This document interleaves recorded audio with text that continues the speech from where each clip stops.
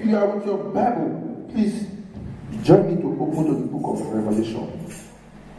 Let's get some revelation about God Himself, the King of Glory, He who is the beginning and the end. Revelation chapter 2. We are going to slowly read from verse 1 to 7. Expectation of the King. Hallelujah. If you are not here, I know by the grace of God that I'll be able to read to your ears. To the angel of the church of Ephesus write, this thing says him who holds the 7 stars in the right hand, who walks in the midst of the 7 golden lampstands.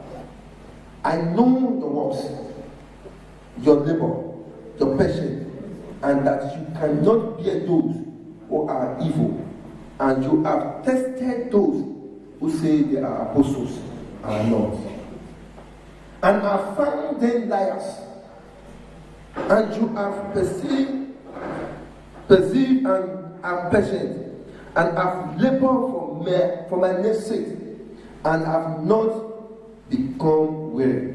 Nevertheless, I have this against you, that you have left your first love. Remember therefore from where you are fallen. Repent and do the first works, or else I will come to you quickly and remove your lampstand from its place, unless you repent. But this you have, that you ate the deed of the Nicolaitans, and which I also ate. He who has an ear, let him hear what the Spirit says to the church. To him who overcomes, I will give to eat from the tree of life, which is in the midst of the paradise of God. Hallelujah. Amen. Hallelujah. Amen. Hallelujah. Amen. This is Apostle John, the only survivor of all the apostles of Jesus. I don't know if you have read the history of the apostles of Jesus. It was only Apostle John that died in natural death. In fact, he was declared a madman. That was the reason they left it. They were going to go and dump him in the Martical Patmos, because when he was talking like somebody who is mad. Now, when he was there, Jesus appeared to him and gave him message to the churches. Hallelujah. Now, the church in Ephesus was working well. They were working well. They were doing things alright. They ate liars. Apostles that were not apostles, they recognized them, and these ones are deceiving people, but they lacked just one thing. They were out of their first love. That was what the Spirit was having against them. Out of their first love. What is your first love? So for the 41st day, we embrace the grace of God. We cry, and we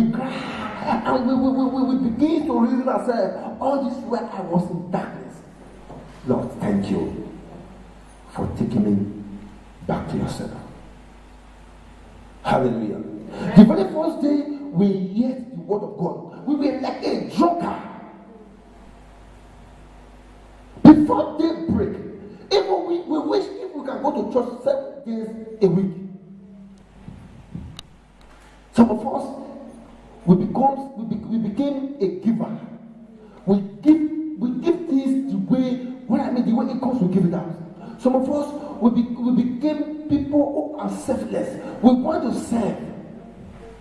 And God saw us and said, this is my beloved.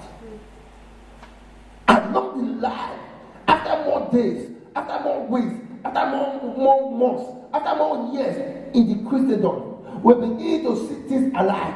Now we are not preferring where we are coming from than where we are going to. And the Spirit of God now spoke to us and said, don't forget the first law.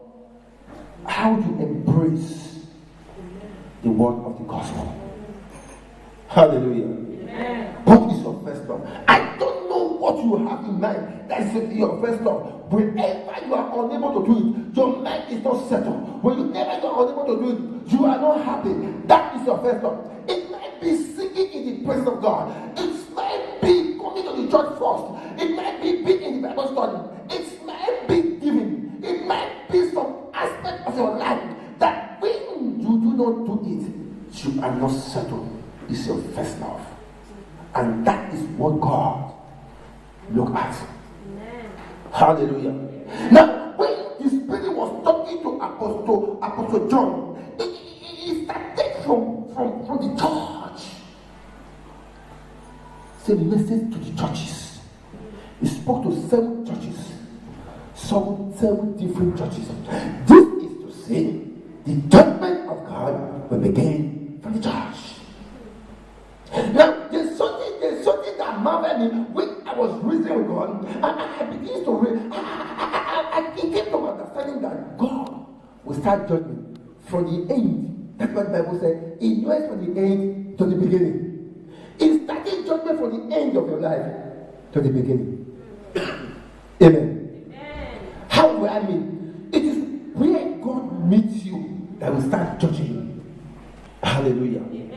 The judgment of God will start from the church of God. That's why the Bible says, don't you know that you are going to sit with Christ Jesus and judge the world? It's a privilege given to you as a Christian. You'll be among those that will sit with Christ in the heavens and judge the world. What is your first love? Hallelujah. Amen. As he was talking to the church of Ephesus, he said, look, because you ignore your first love, because you look down on your first love, I will take away the lampstand. And in the course of my studying, I try to understand what lampstand is all about. In those days, there are lamps that you have a stand, and that stand is the source of the light. And in these days that we are now, we have what we call lamp holder. Now, if you have a lamp, now you hold it in your hand, you can't just hang it. It needs to attach to something. Apart from that, without going into attachment, there's no current. The light will be useless. The Bible says we are the light of this world. Hallelujah. But if we refuse to connect to the lamp holder that is Christ Jesus, we become nothing. Amen. May God not take lampstand from your life in the name of Jesus. Amen. It is through that lampstand that you are able to connect to the Heavenly Father. That is Jesus Himself, which is the grace of God that came down from heaven and set us free for sins and sorrow. Amen. What is your first love? What passion do you have for the work of the ministry? It is your passion for the work of the ministry that determines your salvation. The kind of man you have for the gospel. There are some people, the chance is not there, but their determination is just God. How can I do it? Their passion is full of the gospel. They want to be a part of the gospel. They want to be in the field of the gospel. God says their heart. Hallelujah. Amen. Praise Master Jesus. Hallelujah. Don't leave your first love. No matter what the enemy is planning, no matter what the enemy is saying, no matter what they are trying to do, stick to your first love. That is your priority before the Lord Almighty. The Bible says a man was about to die. God sent me a message. The prophet went to him and said, man of God, put your house in order. You'll be going to meet your father. The Bible said the man went to the wall and said, Father, have you forget my first love? I am one who wishes to do your work. I am one who is interceding for your people. I am one who stands on the altar and cries for your people. I am one who doesn't want to see your people crying. I intercede for them. I do your work. And the Bible said, before the prophet moved out of the temple, God spoke back to him and said, go and meet him. Go and meet him. Tell him I will give him more 15 years to live. Yeah. Your first love is your best avenue to this God. Hallelujah. Amen. Just go to him. Father. Very simple. It's just a communication. And God is a God that don't want shame to come to his name. Father, how could this happen? What do you think that people will think about me and Joe? God will look at you with the eyes of mercy. So you have. Do you know what God loves most is the heart of repentance.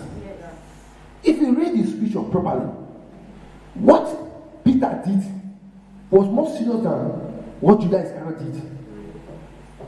Frankly speaking, because let me tell you, what Judas Iscariot did, it was written before Jesus Christ came. It had already been written down that that's how it go. In fact, Jesus came for that purpose.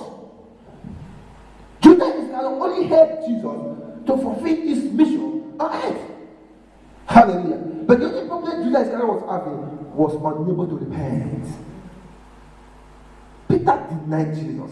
Do you know for a friend to deny you, your brother, somebody who walk with you, who eat with you, you feed him, you fed him, you did everything for him, give him close to where a day will come. Because of 3 or 5 policemen. Do you know this brother? I've never seen this man before. Never in my life. Are you sure? But you look like him, you talk like him, you do this like you make this. Me, my name, now Simon. But you are Peter. I be Simon, I be Peter, but I don't know this man.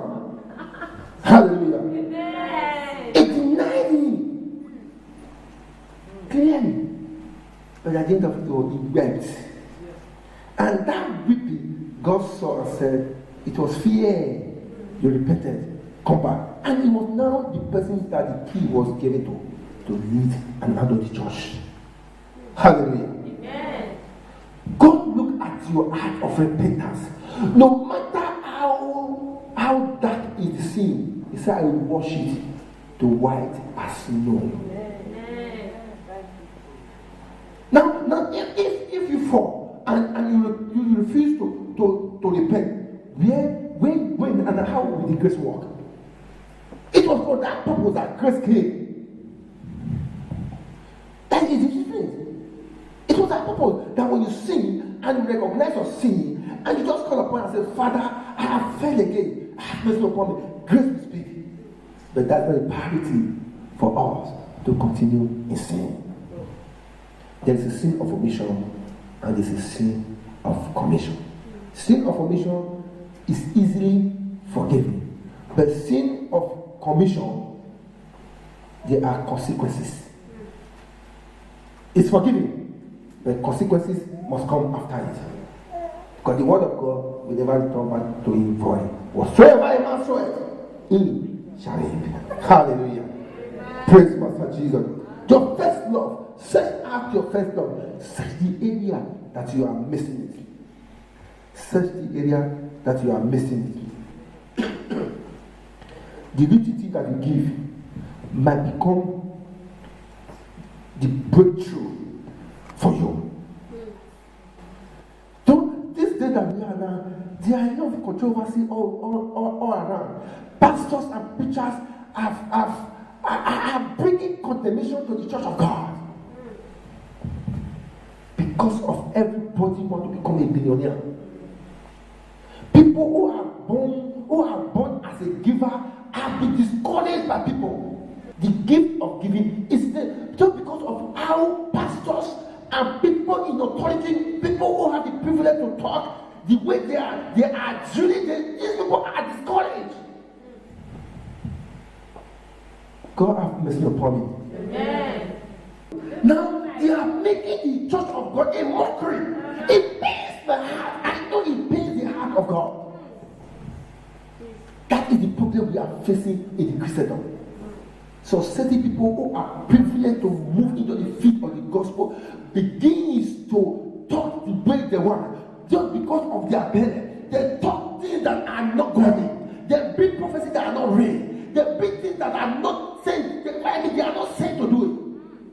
But the Bible said, my people love them.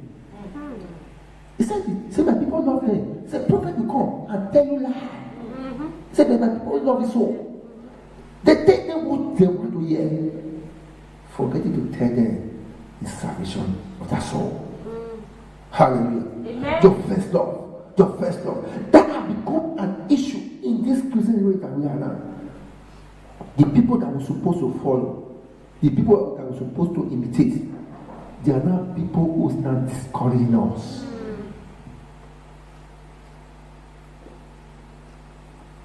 Pastor is telling you to sow a seed of $1,000 to pray for your children.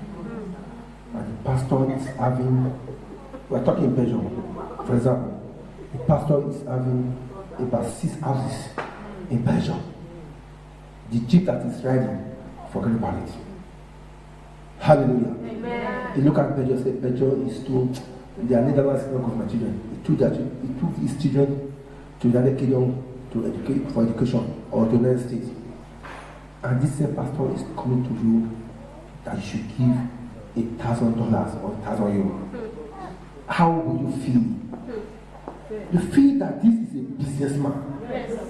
And because of that, people who are born as a giver have become discouraged. People who have the gift of giving are now restricting their giving attitude. God have mercy. God have mercy. I want to encourage you. If you have any gift, mostly the gift of giving, don't let it die. Don't let it die. Only check out the ground that you are sowing into. If it's a good ground or a bad ground. Hallelujah. Amen. So the gift that you give will always speak for you. Hallelujah. 1 Peter 4. If you are ready, read it. Or I just quickly read it. 17 to 19. For the time has come for judgment to begin at the house of God. And if it begins with us first, what will be the end of those who do not obey the gospel of God? Now, if the righteous one is certainly saved, where will the ungodly and the sinner appear? Therefore, let those who suffer according to the will of God commit their soul to Him in doing good as to a faithful Creator.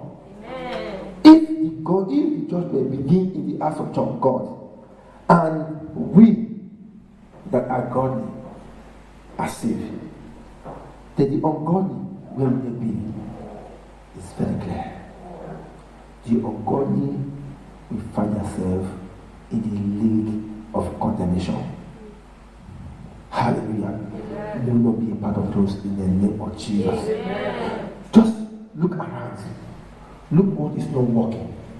Look around. Look what you believe that you can do best in the presence of your Father. Look around.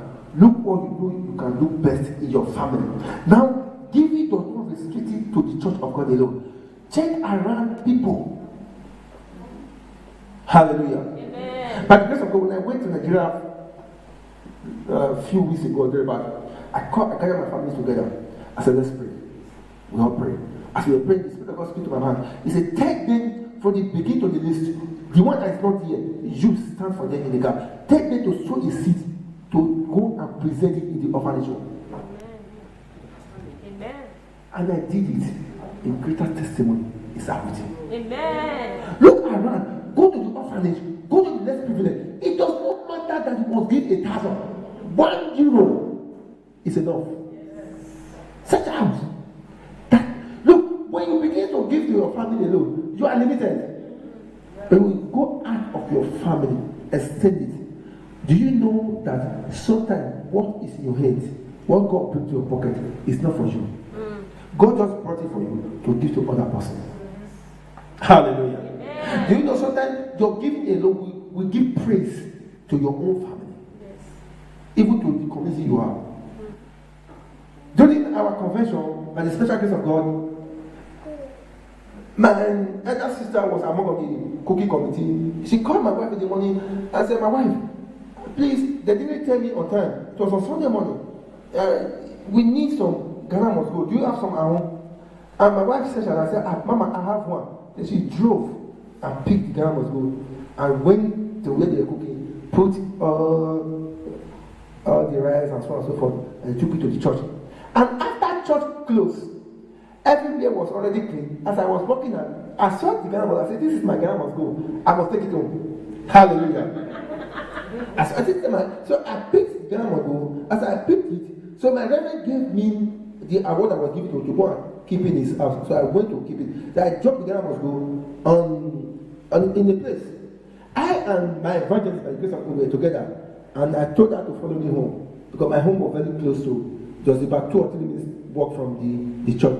So as I came back, a lady stopped me. I said, Bronso, this Ghana must go. How much did they buy? I said, I didn't buy it. It's my wife that bought it. He said, okay. So where can I find it to buy? Then I asked her, do you need it? She said, yes. I said, take it. Amen. So that Ghana must go does not belong to me. God allowed me to take it to give to somebody else. Hallelujah. So that something comes to you if you are a miss to the rightful owner. Now, not only that, listen again. The pastor, the wife to our Italian district pastor, she's the pastor of Milan branch. She said, "Oh, this I was always talking about Belgian people. They are too open-minded. They are generous. About this, we are there. They are not selfish. Now, the little thing I gave, €2.50. In fact, let's say one because we have used it. We used to pack from our home to our new home. Then we used to pack rice. So the work is not €2.50 anymore. It's now €1.50 or €1. Now give a praise to the whole nation of Belgium. Amen. Hallelujah.